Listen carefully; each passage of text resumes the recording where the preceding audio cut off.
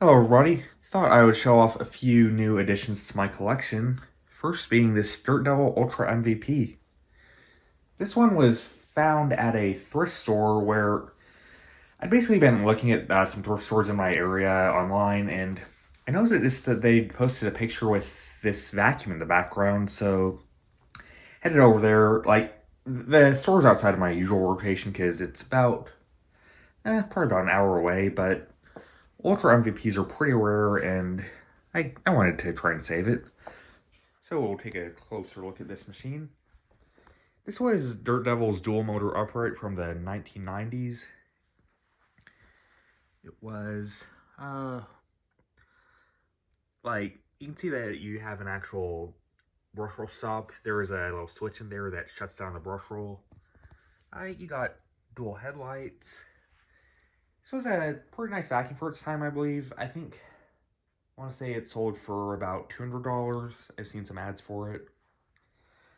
But maybe the video isn't making this come across too well, but it is a huge vacuum. It's honestly not that hard to work on, just in terms unscrewing stuff and accessing parts of the vacuum. But the thing is, the vacuum is so big that, I don't know, it's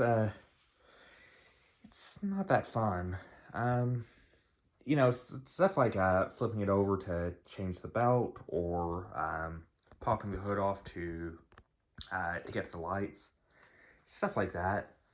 But one thing I found interesting was that, unlike the swivel glides, which also take the Dirt Devil U bags, this one actually has a bag dock, and you can see I just have some paper bags that came with it. Dirt Devil stopped making bag vacuums before what I recall it got popular, before the nice cloth ones did. Oh yeah, let me show you something else. So I'm not really planning on using this vacuum that much. I just bought it because I'm kind of a Dirt Devil fan. So instead of shelling out a bunch of money for an actual Dirt Devil filter, I just got a filter from the Mila bags.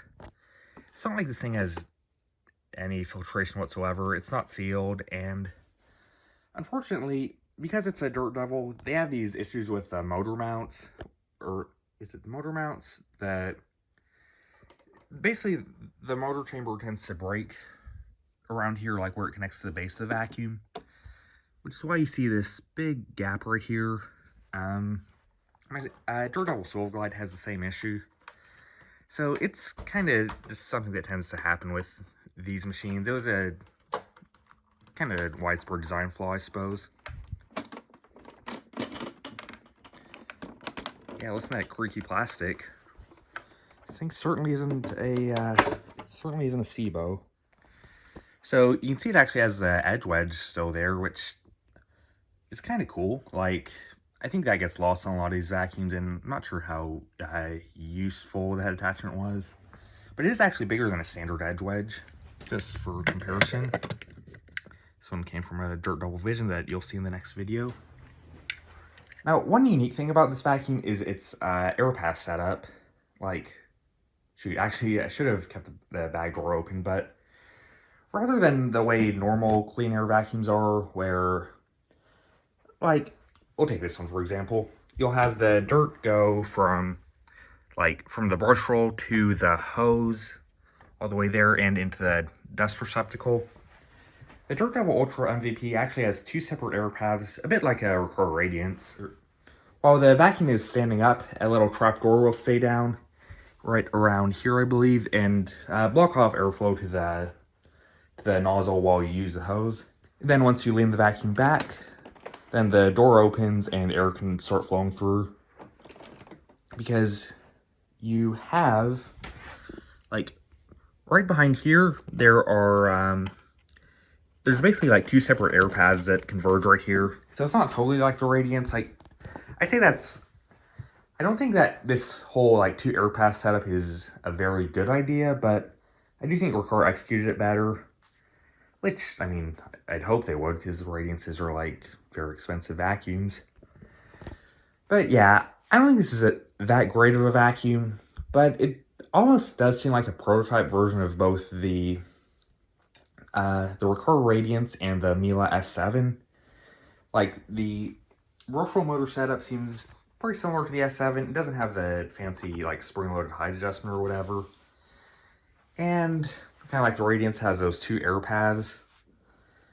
But it's an interesting machine. I guess it would have been competing against, like, the wind tunnels and the Smart Vacs of its time. Wait, when did the Smart Vac come out? Smart Vac is probably a little later than this. This would have been, I guess, going up against the Eureka Excalibur. But, yeah, I don't know. I'm it's gonna sound bad, but I don't know if I'm that much of a 90s Dirt Devil fan anymore after getting this vacuum and this Dirt Devil Vision with sensor.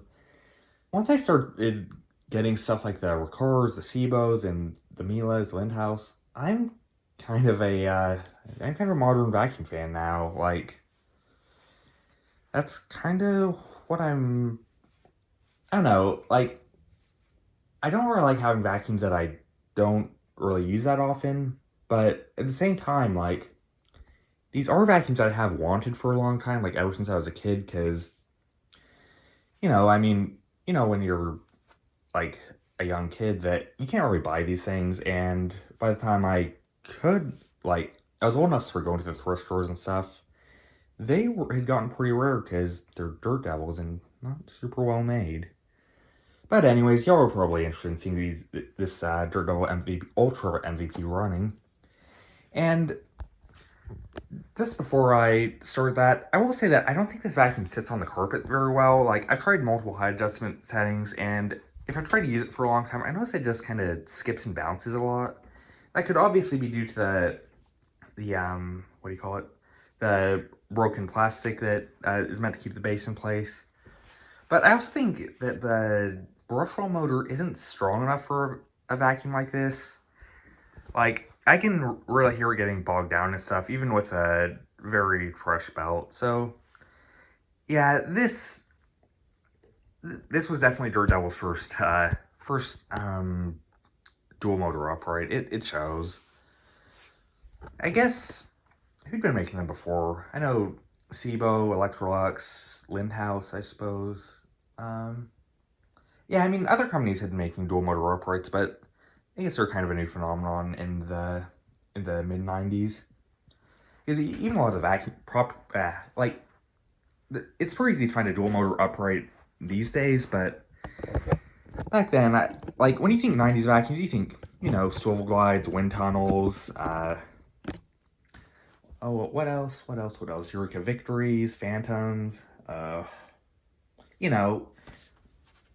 I think their next, so I guess Dirt Devil's next dual motor uprights would have been, I think, maybe the Platinum Force and, maybe the Cruiser. I guess with Whirl, they had the Power Cast, which might have been dual motor. But, yeah.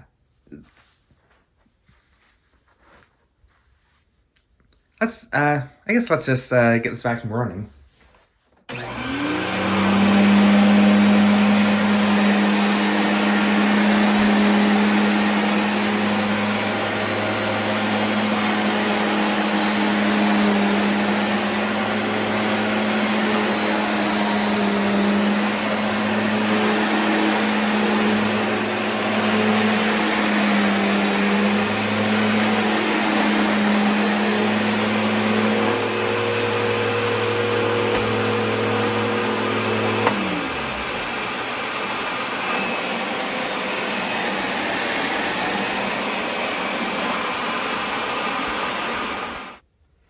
So you saw it with the Brushroll running, and I'll do a little test with the, just the Brushroll off. So this vacuum does have kind of a reputation for having, like, insanely good airflow, so let's see if airflow can pick up cereal.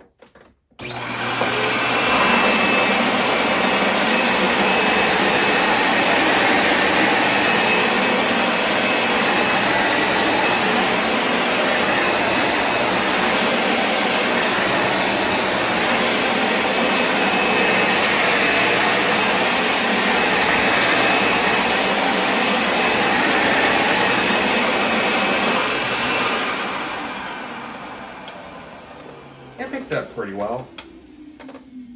listen to how much that thing creaks.